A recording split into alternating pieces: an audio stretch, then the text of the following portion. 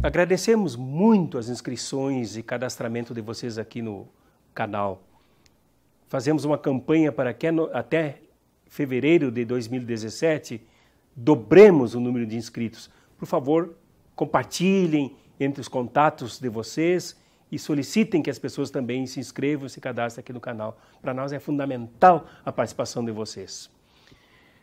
Ainda estamos sob o bafejo, sob as influências da festa de Natal, que foi muito triste para muita gente. Por outro lado, muitas famílias se reuniram, se encontraram. O meu amigo Carlos mesmo viajou para visitar a sua família, a família da sua esposa no Rio Grande do Sul. O amigo Carlos que grava aqui esses vídeos, que edita esses vídeos. Desejo para ele uma boa festa lá onde ele estiver com a família. É o momento do encontro das famílias.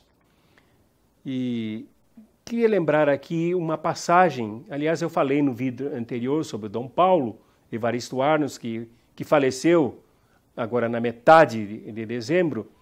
Dom Paulo era muito culto. Dom Paulo não era de uma religiosidade espuma, superficial. Ele lia os evangelhos em grego, ele lia os santos como São Jerônimo, os pais da igreja, por exemplo, em grego. Os sermões de São Jerônimo ele lia em grego, fluente, como se fala em português. Dom Paulo conhecia muito bem a passagem dos pastores de Belém, que foi escrita supostamente por São Lucas, que era filósofo, era médico, era pintor, era uma pessoa que tinha uma grande sensibilidade humana e social. Era um dos homens mais cultos da igreja primitiva e ao mesmo tempo sensível. Portanto, era um pesquisador, era um cientista. E ele pesquisou para escrever o Evangelho de Lucas. E ele é o único a relatar o episódio dos pastores de Belém. Nenhum dos 4 evangelhos relata nos detalhes com que...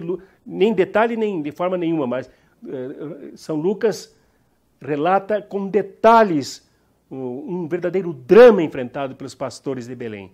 Os pastores de Belém eram pessoas barbaramente discriminadas. Eles não tinham direito de ir ao templo em Jerusalém para participar do culto judaico. Eles não conheciam nem os mandamentos dos judeus e eles não eram respeitados pelos proprietários, pelos ricos da cidade de Jerusalém. Então eles viviam lá nas colinas, viviam lá nas montanhas, envolvidos com as ovelhas, envolvidos com o gado, envolvidos com o trabalho árduo de sol a sol, de noite a noite, pois, segundo o mito, segundo o texto que Lucas escreveu, foi para eles que se voltou o anúncio do nascimento de Jesus. Isso tem uma importância simbólica enorme no Evangelho, porque Jesus se destinou aos pobres, aos discriminados, aos de fora da borda da sociedade. E foi para eles que o anúncio do nascimento de Jesus foi feito, foi indicado, dando o lugar onde Jesus teria nascido. E interessante, os pastores de Belém se organizaram, apesar da marginalização, apesar da discriminação, apesar da exclusão com que eles viviam, eles se reuniram. Lucas dá a entender que eles fizeram um verdadeiro debate, uma assembleia para discutir a situação e o que fazer diante do que eles viram como o anúncio do nascimento de Jesus. Foi um ato político deles, foi um ato associativo, foi um ato cooperativo desses pastores, esses homens discriminados.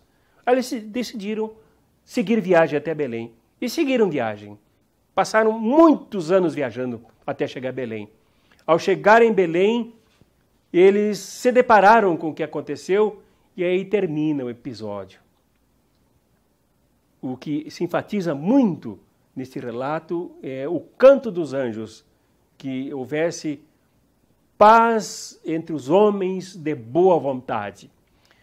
Acho que num momento como esse que nós vivemos no Brasil, a mensagem dos pastores de Belém deve ser um incentivo para os trabalhadores, para as trabalhadoras, para os pobres, para o povo de maneira geral, para aqueles que se libertam do coxismo, de serem coxinhas, de serem mentalidade empobrecida, miserável, com relação à análise da situação que vivemos hoje no Brasil. Os pastores de Belém são uma voz importante para nós.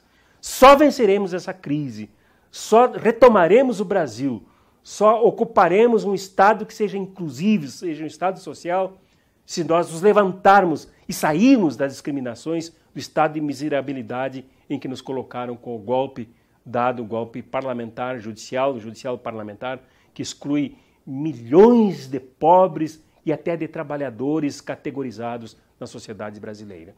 Vamos pensar sobre os pastores de Belém e na atitude que devemos tomar para enfrentar as situações. Abraços críticos para vocês todas, para vocês todos.